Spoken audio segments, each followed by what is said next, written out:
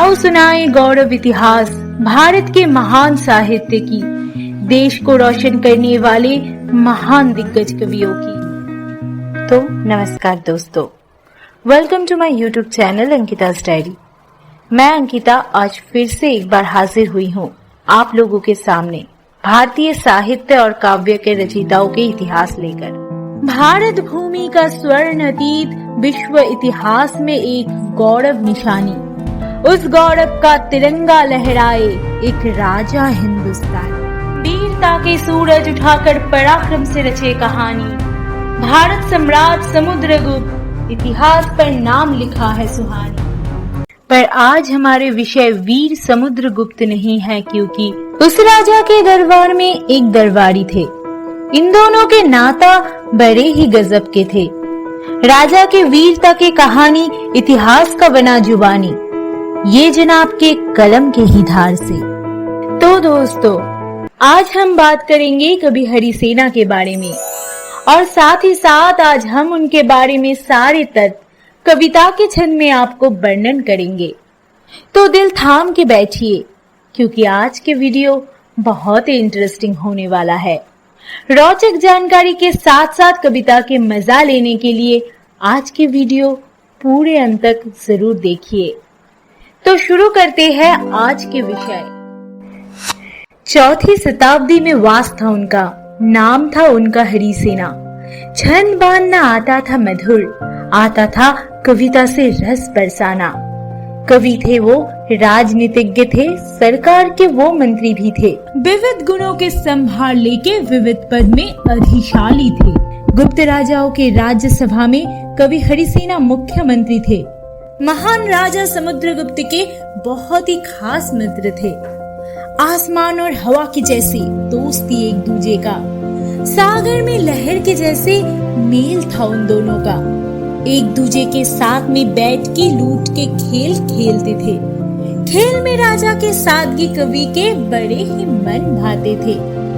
कवि के सबसे महान सृष्टि जो उनके संरचनाओं में सबसे प्रसिद्ध बना, 345 सी के ये कविता देश का गौरव इतिहास का जुबानी बना। वीर समुद्रगुप्त के वीरता के गाथा अपने कविता में कवि वर्णित किया। इलाहाबाद प्रशस्ति में आज भी स्तंभ पर है वो खुदा हुआ। हरिसेना काव्य कविताओं के प्रारंभिक एक लेखक थे। उनके कई शिलालेखों में एक अग्नि छाया के रूप में थे। एक ऑथर बेरडलकित, उन्होंने ऐसा कहा था कि हरिसेना के कविताओं में गद्य और पद्य दोनों ही शामिल रहता था। उनके संरचनाओं को अपनाया गया है सुबंधु और बाना के गानों में।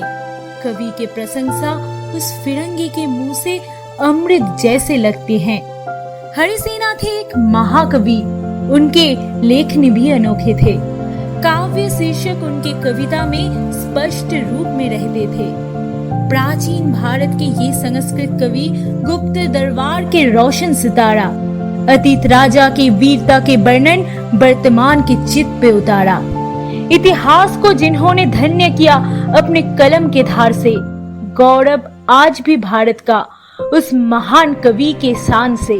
समुद्रगुप्त के साथ दत्ता देवी के जब शादी हुआ था, इन दोनों के शादी में भी कवि के महत्वपूर्ण भूमिका था। राजा के लिए कवि बहुत ही जरूरी भूमिका निभाए। एक दूजे के जीवन में जैसे वरदान होके थे आए। महान भूमि भारत के महान कवि हरिसेना संस्कृत काव्य साहित्य का अमर वरदानी थे वो। ना जाए उनको भूलना, धन्य हुए देश के हर एक कोना। इतिहास के पन्नों पर सुनहरे अक्षर पर लिखा हुआ है नाम। सरस्वती बसते थे जिनके कलम पे, धन्य हो हरिसेना कवि अधिराज। तो दोस्तों, ये था प्राचीन भारत के एक महान कवि हरिसेना के ऊपर मेरा एक छोटा सा निवेदन। आपको कैसा लगा है मेरी ये वीडियो, ये बताने के लिए आप मेरे YouTube चैनल के कमेंट बॉक्स पे कमेंट करके ज़रूर बताइएगा। और अगर आपको मेरी ये वीडियो अच्छा लगा हो तो मेरे इस वीडियो को लाइक, शेयर और मेरे YouTube चैनल को सब्सक्राइब करना बिल्कुल मत भूलिएगा। तो फिर मिलेंगे नेक्स्ट वीडियो पे। आज के लिए बस इतना ही। Thank you.